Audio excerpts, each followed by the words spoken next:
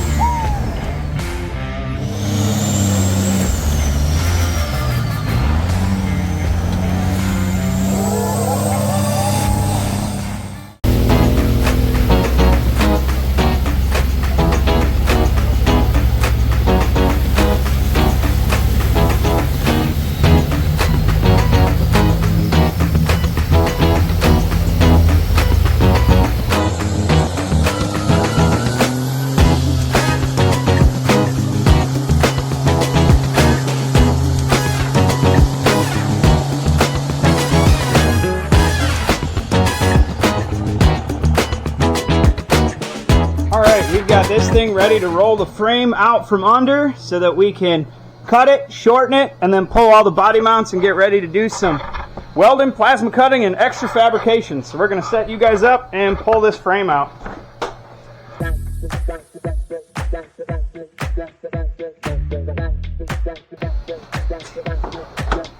Yep, come on forward.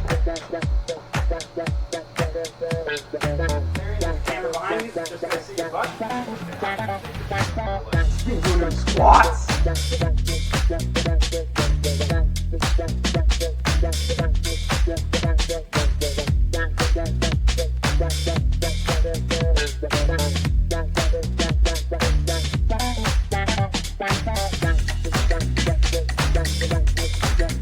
All right, so now we've got the frame out from under the body. Body is hung. Yeah, giggity. We're going to make the supports real quick so this thing doesn't fold in half and drop on us while we're doing the plasma cutting, and then we've got to go around and pull these body mounts off. They're going to end up in a new location when the frame changes length, but I'm going to throw you guys back on time lapse and we're going to get some work done.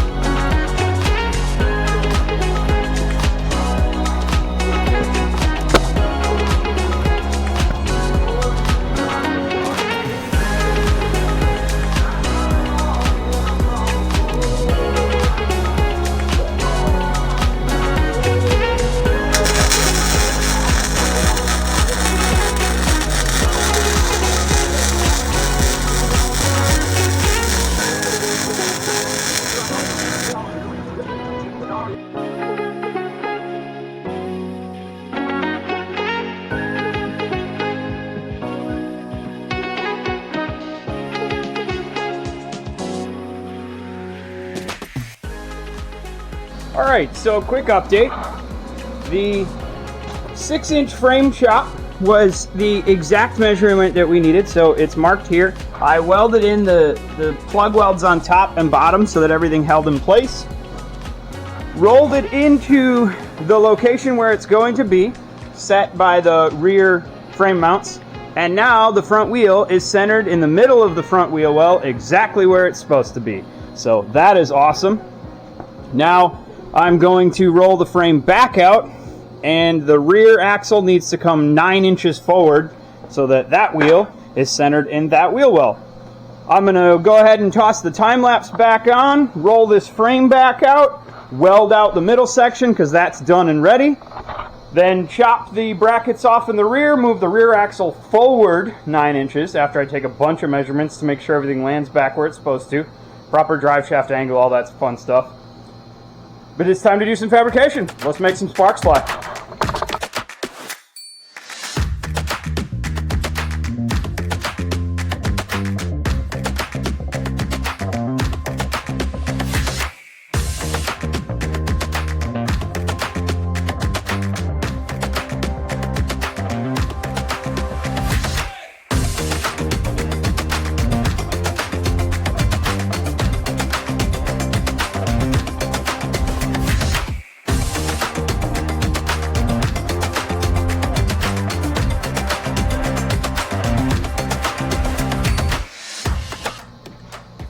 All right, last mount.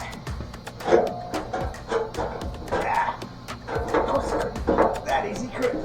All right, last mount is out, which means now we get to clean and prep the whole rest of the back half of the frame before we start welding stuff back in. But I'm gonna take a break because that was a lot of work.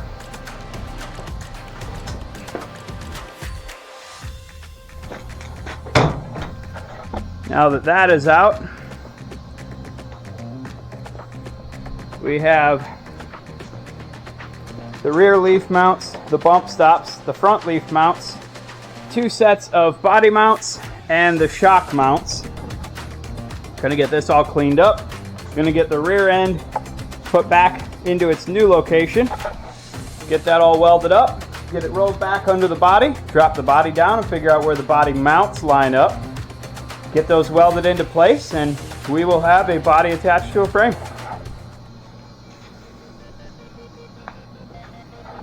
One step closer to it not being a pile of parts. Oh boy! Got another big chunk knocked out, so it's time for an update.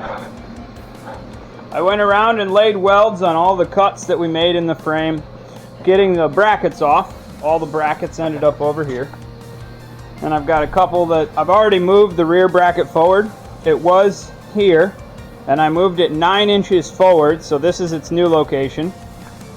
Did the same thing on both sides, where anywhere there was cuts or places where we had lost integrity in the frame, I went ahead and just laid some welds over there, and I'm going to blend all these up and then get ready to put the front leaf spring mounts on and roll it back under the car and see how it fits. A real quick rundown and update. Since you guys last saw, let's get this cleaned off. Oh, there you are. Welcome back. Since you guys last saw, I went ahead and cleaned up all the blended areas where the old welds were, laid fresh weld in to replace all the weak spots. I marked distances for where the front shackle mounts need to go. I've got it under a slight load so that when the weight of the vehicle is down on top of it, this will end up where I want it. Everything is measured out. Brackets are all in place. All the prep work is done. So it's time to fire up the welder, get this thing tacked up, roll her back under the body, and see how she fits. All right, let's go. Oh yeah, I know for sure.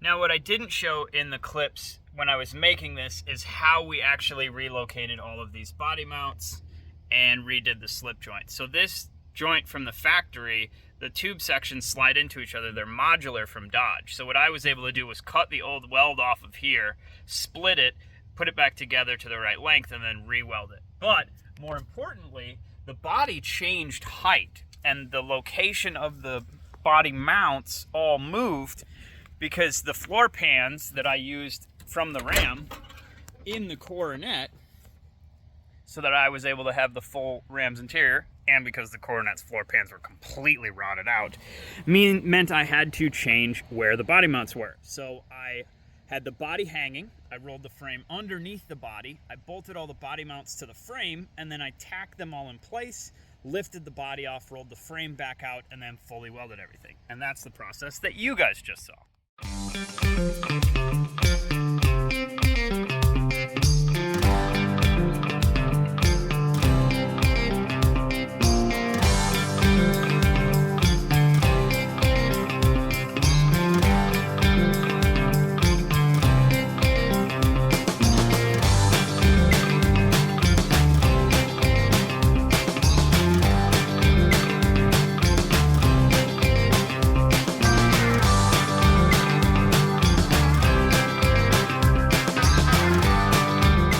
Thank you very much for watching the first episode, again, of the build series on my 1959 Dodge Coronet Cummins 4x4 diesel, the CoroMonster. On the next episode, we're going to get into sheet metal and everything that went into changing the firewall, floor pan, trunk pan, making the Dodge interior fit in the Dodge interior. So making the Ram interior fit in the Coronet's body. Thank you for watching this episode. Whenever you're watching, I hope you have a great day. I hope you have a great night. Go out and build something.